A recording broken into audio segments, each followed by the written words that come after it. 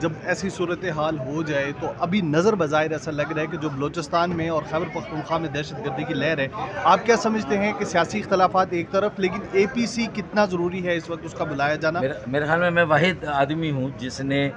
Army public school کا سانحہ ہوا اور پوری قوم جو ہے وہ ایک گہری نیند سے جاگی، اور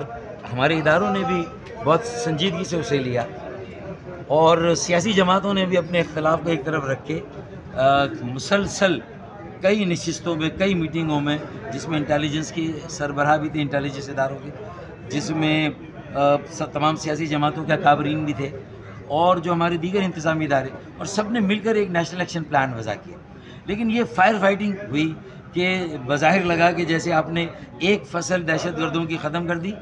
لیکن اس کی جو جڑ ہے، جو بنیاد ہے، جو اس کی وجوہات ہے، اس کو ختم نہیں کیا۔ تو نیشنل ایکشن پلان میں اس کی وجوہات، اس کی جڑ کو بھی ختم کرنا تھا، اور ہم اس کے بعد پھر سو گئے، اور آج پھر ہمیں جگایا دہشت گردی کے واقعے نے۔ تو اللہ کرے ہم پھر اے پی سی کریں، وزیر اعظم بلائیں،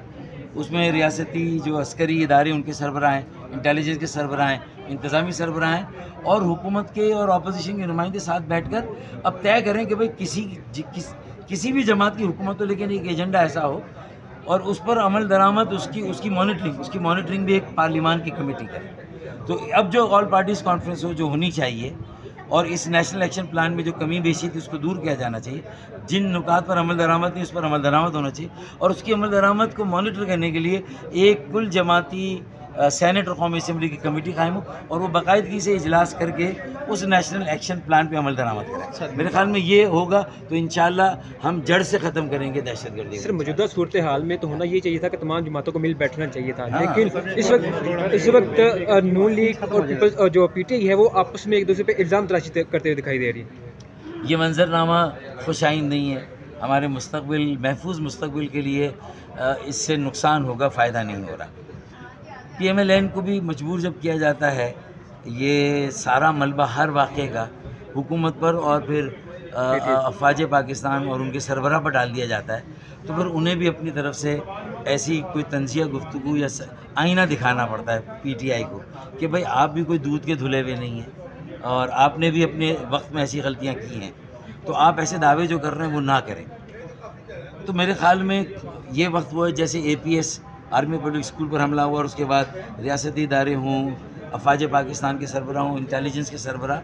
تمام سیاسی جماعتیں، اپوزیشن، حکومت کی آپس میں سر جوڑ کے بیٹھ گئی، ایک نیشنل ایکشن پلان وضع کیا، لیکن اب نیشنل ایکشن پلان کی بہت سے نکات پر عمل درآمد نہیں ہوا، اور ایک فصل کو تو ختم کیا آپ نے دہشت گردوں کی، لیکن دوسری نئی فصل اگ رہی ہے، تو جڑ ہے، ایک بنیاد ہے، ایک وجہ ہے، اس ریزن کو ختم کرنا ہے، اور دوسرے جو ایکشنیبل پلان تھا، ایکشن، اس پر ان نکات پر بھی عمل درآمد کرنا۔ تو اب ایک آل پارٹیز کانفرنس ہونی چاہیے، اس میں تمام سیاسی جماعتوں، عسکری قیادت، انٹیلیجنس کی قیادت سر جوڑ کے بیٹھے، اور نیشنل ایکشن پلان کو دوبارہ سے ریکٹیفائی کریں، مضبوط کریں، جو نئے نکات ڈالنے، اور ان پر عمل درآمد کے لیے ایک آل پارٹیز بائی کیمرل دونوں ہاؤسز کی کمیٹی قائم کریں، وہ مانیٹر کریں، اور صرف دہشت گردوں سے فزیکلی لڑنا نہیں ہے، بلکہ ان کا جڑ سے خاتمہ کرنا ہے۔ تو اس کے لیے جو وجوہات، غربت ہو، بے روزگاری ہو، مہنگائی ہو، کہیں ناانصافی ہو، جو محرومیت ہے، وہ اس کا بھی خاتمہ ضروری ہے۔ تو میرے خیال میں تاکہ دہشت گردوں کے پاس بھی جواز نہ ہو دہشت گردی کا، ہم انہیں موقع کیوں دیں، انہیں جواز کیوں دیں؟ وہ اپنے مذموم مزاحم کے لیے ڈی اسٹیبلائز کرتے ہیں ملک کو، اس طرح کے واقعات کرتے ہیں، اداروں کو کمزور ثابت کرتے ہیں، اور پھر نادان ہمارے دوست جو سوشل میڈیا میں بیٹھے ہیں یا جو پی ٹی آئی کے، وہ جانتے بوجھتے یا انجانے میں اگر وہی زبان بول رہے ہیں جو بی ایل اے کی ہے یا انڈیا کی میڈیا کی ہے، تو میرے خیال میں یہ اور زیادہ خوفناک صورت ہے۔ پی ٹی آئی کو کم از کم اپنی ایک انڈیپینڈنٹ پالیسی رکھنی چاہیے، اور بی ایل اے کی ترجمانی ان کے بیان میں بی ایل اے کی ترجمانی نظر نہیں آنی چاہیے، یا انڈیا کے میڈیا کی ترجمانی نظر نہیں آنی چاہیے۔